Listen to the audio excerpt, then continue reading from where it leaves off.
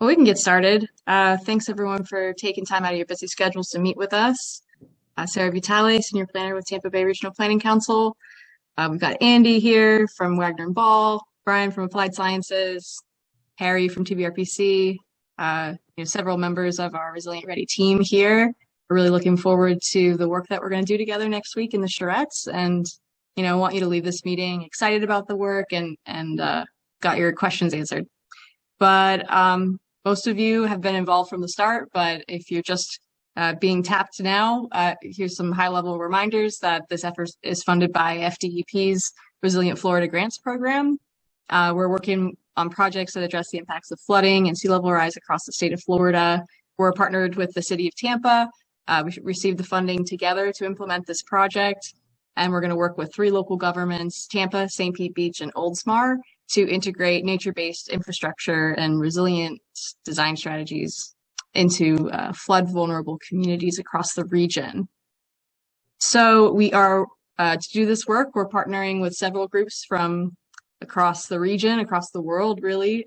Wagner and Ball, the team from New Orleans, architecture and design firm. They've conducted many of these charrette-style planning exercises with a focus on flooding. We're also working with Applied Sciences, the engineering firm, and Environmental Science Associates, an environmental planning firm. Both groups are based here in Tampa Bay and are going to assist in the site and engineering analyses.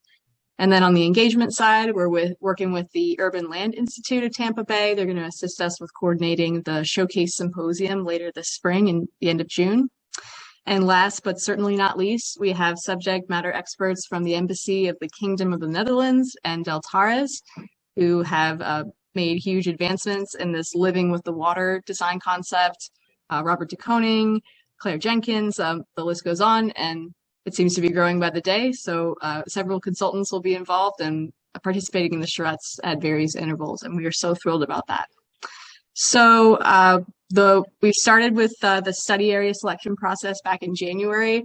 We spent time collecting data, creating maps, working with the data that you sent us throughout February and March. Now we are right up against our charrettes that are happening next week. And then in May, we will compile all of the lessons learned and resources and plans that derive from the charrettes and package them to showcase at our symposium on June 23rd at the Tampa River Center.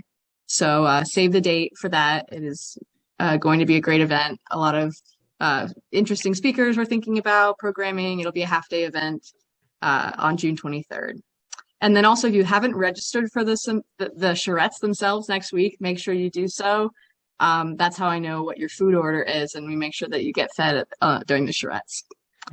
So now I'll kick it over to Andy to walk us through this. Thanks.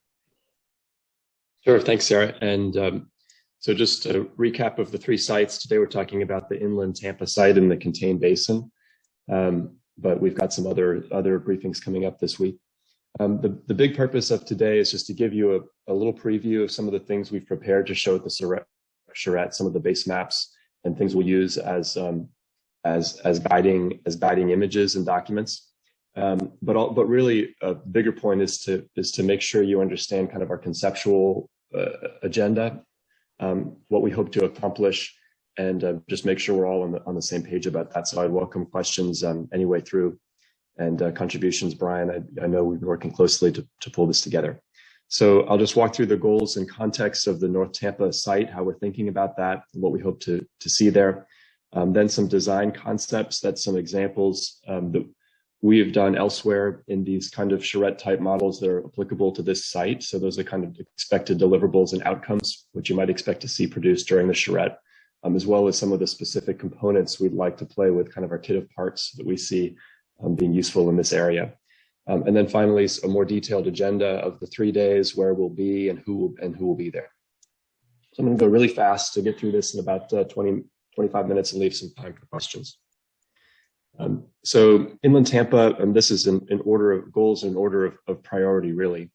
We've heard from the city that we're looking for a resilience win here for a collaboration example between stormwater and parks. We think that's teed up quite well here. Closely following is the development of design concepts that are ready for funding. So ready to take it almost immediately, we hope, a next step into implementation. that's working at the scale of the basin and the buyout properties, detention basins and buyout properties in this area. But we'd also like to look a little bit bigger. We've seen success in funding applications and for project implementation and really longevity by stitching together individual components into a larger plan, not too big, but just at the scale of the basin and surrounding parcels. And then we'll look at some replicability opportunities and maybe touch on some other problem areas in the immediate vicinity as time and energy permit. So a couple. Hey, sorry, I think this is a good time to just do a check-in with Alex in particular and make sure that these kind of goals align with the overall goals of the stormwater department. Oh yeah, I think we're on the right path. The only concern I would have is, I mean, I don't know if it's a concern, it's just constructability or constructing what we have in mind for our ponds and the improvement of the wastewater treatment facility down by Elmer Pond and you know, coordinating all together while we get the grant. So I don't want to build this prior to us building our stormwater pond and doing what we wanted to do in the neighborhood waste, you know, ruin what you guys are intending to do there. So I'd like to, that part, I'll wait to see when is the grant going to be obtained and when I think in 23 or 24 is when we intended to start construction of this project. So it's in design now. We should have more solid dates on when our project will be in for construction. I think that's a good place to unpack this a little bit more, Alex. I think what would be helpful for this team, if you guys already have some design elements in motion, I think it would be great for the team to see that so they can have something to react to. And I don't, you know, how do I say this? This hopefully this shouldn't be like a stormwater project that's already planned and done, and then this effort kind of goes on top of it. The idea is for this exercise to help shape and potentially improve plans that either you guys already have or that you were thinking about making, and then getting a grant that everyone can agree on is great for this community. So I hope that you guys don't already have kind of a project that's no we don't. Okay, good. No, we don't. This is perfect timing. If we're no, we don't. So you're right. I mean, I would like this to be that one package that we will get the Charrette, the package that shows it, and then we will have our design part of that package and move forward from there. Okay, great. Yeah, and then the other thing I'd seen kind of Andy float this neighborhood water plan a little bit and linking all these together, which is one of the general concepts I think we're seeking here. But Alex, I just kind of wanted just to get again your initial nod that, you know, we can kind of piece all this together as a neighborhood plan. I mean, I assume that all matches with what you're saying. I just want to. Yes, that is the plan, that all of it will be interconnected into one project, and hopefully once we're done, it will be a walkability, you know, awesome. Within the neighborhood to see the benefits of what we've done in that neighborhood. Okay, I'm good. Sorry to interrupt. I just wanted to make sure everyone was on the same page. Good. No, that's great. And just to put another point on that, I think we'll be starting at the small scale and working out rather than looking at sort of a regional plan. So I think we're focused on that immediate smallest scale. So just a couple of the background maps and context framing. We've taken a look at the watersheds, soil types, and taken a first pass at water storage targets. This is something we'd like to talk about in more detail at the event with the stormwater department. Just make sure we're sort of saying the same thing. I know a lot of work's been done in terms of defining targets and goals already. I'm not going to linger on any of this just in the order of time, but there's plenty more to talk about. So just contextualizing the elevation, the inland Tampa site, we're looking at a low area, but it's significantly above sea level. So the design target here is stormwater, and secondarily some water quality as the water moves towards drainage into the sink. Zooming in, it's this contained basin in North Tampa we're all familiar with. The drainage working its way into into a sink ultimately, rather than some kind of pump or conduit. It comes out at Sulphur Springs. Just to look back at development history, this area was first laid out around about the 40s, kind of on the periphery of the city at that time. Developed through the 50s, and then by the 60s, 60s, 70s, it's looking about as it does today in terms of street grid and housing build out. So this is 20th century suburb, inner suburb context. Primarily residential. We're not engaging commercial properties, and we're not leveraging, in this case, other kinds of larger redevelopment. This is really focused on the suburban type. So zooming in a little bit into the basin, you see in red the properties that we're considering, kind of in quotes, the study area. Those are parcels that have already been bought out by the city, and that also include David West Park, where some significant improvements have already been made in terms of detention there. But the basin is go ahead, Alex. Yeah, no, you're right. Okay. The basin extends beyond this immediate study area, though, with an important subsurface connection. So when we talk about water plan or neighborhood kind of plan, we're thinking about the areas that are interconnected to those buyout and park parcels. But you see subsurface, especially up to the northwest. There's a connection down to Elmer Pond. So that will help us define sort of areas of impact. For example, if we can find areas to store additional water with future streets projects, for example, in this area, it may end up benefiting the storage goals in the immediate vicinity of the buyouts. So we'll kind of be looking at a system approach through that angle to find possibly other future opportunities. I'm zooming in a little farther. You kind of see the scale where we'll be working at, the extent of the FEMA floodplain in this area. I think the city's put a lot of thought into this already. We'll be building on and trying to leverage the stormwater department's work there. So then looking at land use, I think in addition to the parcels that have already been bought, last time we were on site, we met with Alex about some streets and right-of-way opportunities, especially on 99th Ave right here. It's a street that can change use, possibly between the buyout properties and Elmer Pond.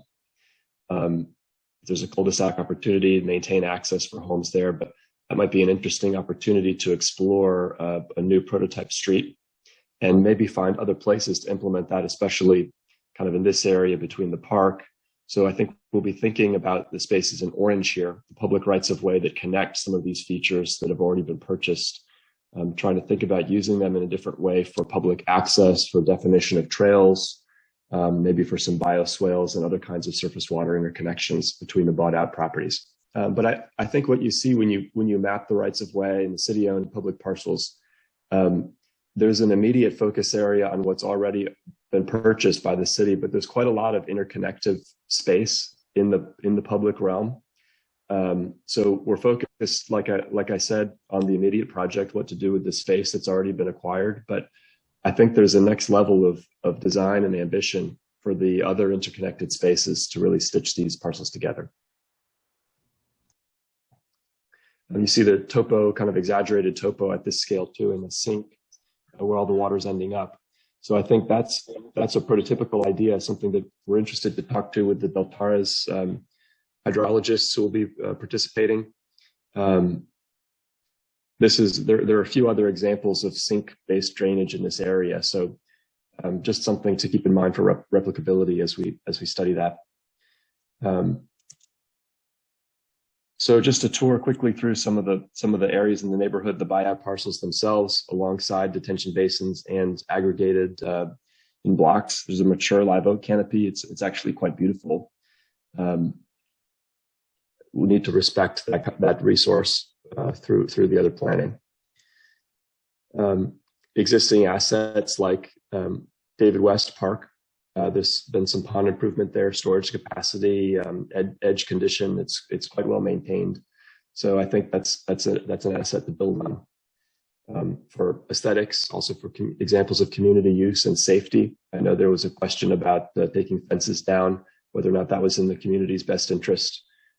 So there are some examples where it's maybe playing out successfully locally that we can build on. But I think that's a question we'll return to next week. This is at 99th Ave right-of-way looking towards Elmer Pond. So another significant right-of-way, maybe to reimagine the slopes, shallower slope for more ecological benefit, working down into the pond without compromising its storage capacity. Something we'll be looking at. Access and edges throughout the basins in this area and also on the individual lots. Do we need a fence? Do we need more railings? What might boardwalks look like? How else can we treat the edges?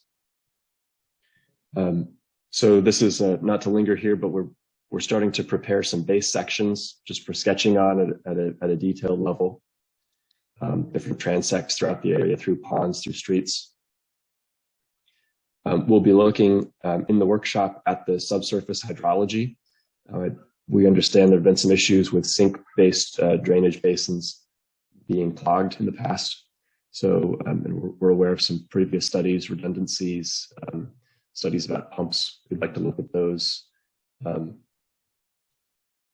Then we'll be looking at precedent parks and landscapes. So Al Lopez Park, a prior example of stormwater and parks collaboration, that may be an example to build on. And then the Curry Nature Preserve, some other areas in North Tampa that indicate what the natural landscape would look like, how it would function on its own. Okay, quickly some concepts, prototypical components that we'll be looking at here. I think nothing revolutionary in this list, just wanted to give you an indication of the kinds of components that we see as being valuable here.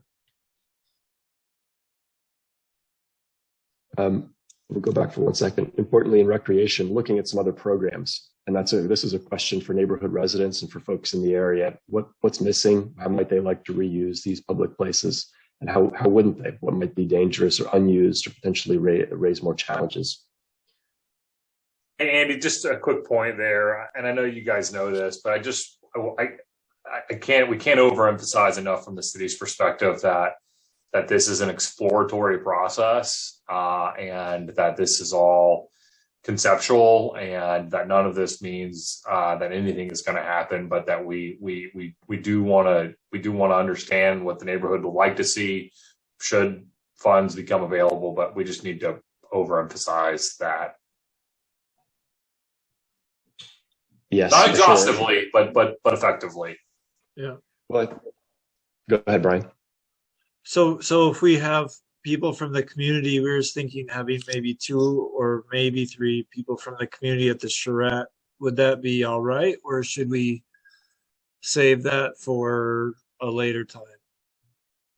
No, I think it's fine as long as they understand that this is kind of a unique process that we're exploring. That this particular process is funded by a grant, and its success is funded in part. I mean, I think it's okay to say, the city is going to be doing stormwater upgrades in this area. Yeah. We're going to be pursuing that. That is true. But how much other stuff we can layer on top of that, I think, is dependent on lots of other factors. So, yeah. I'm gonna go really quick through these next few slides, but just kind of concepts to keep in mind. And this is New Orleans with the levee and a pump, but imagine the sink there at the end of the line. I think slowing and storing water everywhere we can, that's kind of looking at the network, finding new opportunities in addition to the ones that have already been purchased. It's kind of a system-based thought about where we can put water in the landscape.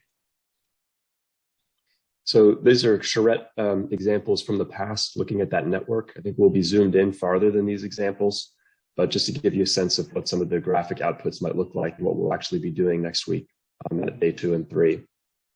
Looking at tying together blue-green networks from the scale of the lot working up. So these are examples from elsewhere in Houston and New Orleans that are being implemented now a few years later.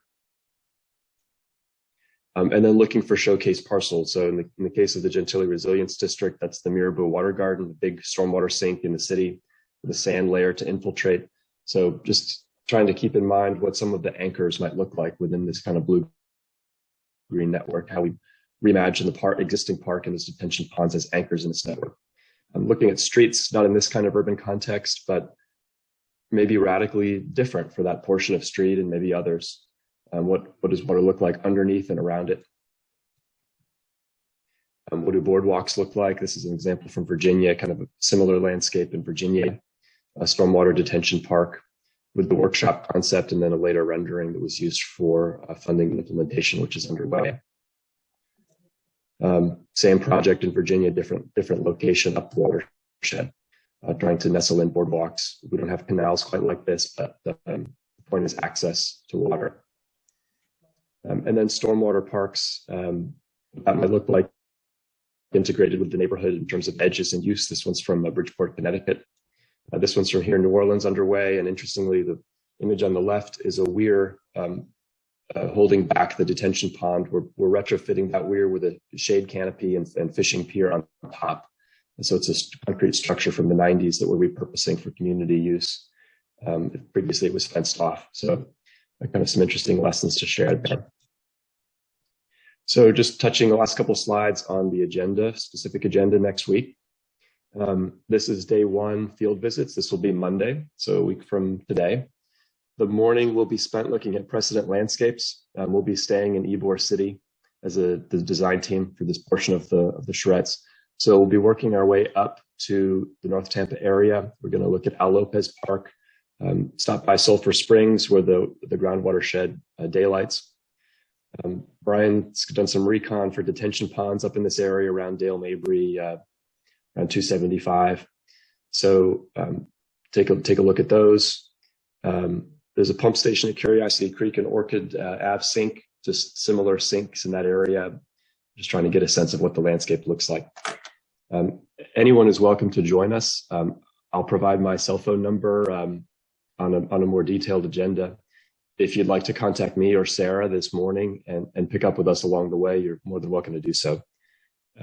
After lunch, we'll be in the NTCB area itself, a walking tour on with the localized area, starting at the sink and kind of following the path of water backwards. So we'll see where it ends up and work our way out to the detention ponds, where the sewer lift station is, around Elmore Pond and that 99th Ave right of way. And then I think working our way towards David West Park. So we'll be trying to coordinate with those 2 or 3 community participants at this time if they're around or available. But would also welcome any other participants in the workshops or city folks to come by and meet us for any length of time if you'd like. Then we'll end the day with another field visit if we have time to similar landscapes. So here's kind of what we'll be looking like, pointing at things, walking around with maps and taking pictures. For day 2 and 3, the location is Harvest Hope Park. There's new community building there. That's where we'll be for those 2 days. We'll get started with a kind of meet and greet coffee at 8:30, but really kick it off at 9. So we'll have a series of framing presentations, just get up to speed on who we are and what the area is like, what kinds of risk and vulnerabilities are we dealing with, what are the goals, really. And then we'll break out into working groups. I'm just trying to further establish kind of those goals, opportunities, start sketching. We're going to do a lot of drawing this day. And we'll have kind of an informal working lunch. And then the rest of the afternoon will be design session and working groups.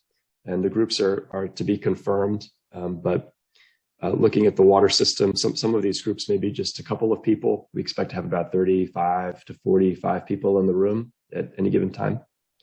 But with a focus on that district planning and smaller down to parks and streets. And then we'll end the day with a summary and reflection.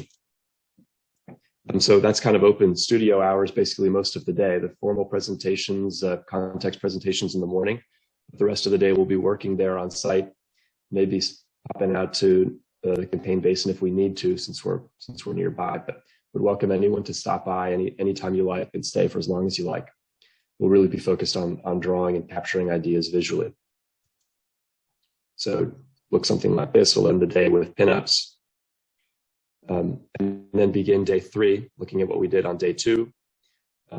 Back into working groups, moving people around, making sure people are talking to each other, information shared. And then we'll end the day with kind of a wrap up from 1 to 2. And then from 2 on, that really should be 2 or 3 o'clock to 5 or so that afternoon, a couple of hours with an open house. Folks from the city or community could stop by. It'll kind of be a working and cleanup, still drawing and talking, but would welcome just kind of an informal walkthrough for anybody who likes to see what we did, maybe what's coming out. So it's not a completion moment. It's just kind of a mark in the flow to see what's happened. To your point, Whit, that this is just a process towards more in the future. So what an open house might look like, and then, so I don't expect these people will be around the whole time, but hopefully everybody will be able to stop by and say hello and meet us at some point. I think two groups that are near here. I mean, Busch Gardens is like 300 yards away from this. That might be, I don't know if they've got a sustainability or facilities person, but just stopping in for a little bit might just be a cool invite to extend. Same thing with Yingling has got a lot of kind of entertainment plans going on on their campus, which is probably less than a mile away. Brian, you've raised that before. So those are some noticeable land holders near this area that I don't know if they're in the direct stormwater basin here, but just a thought.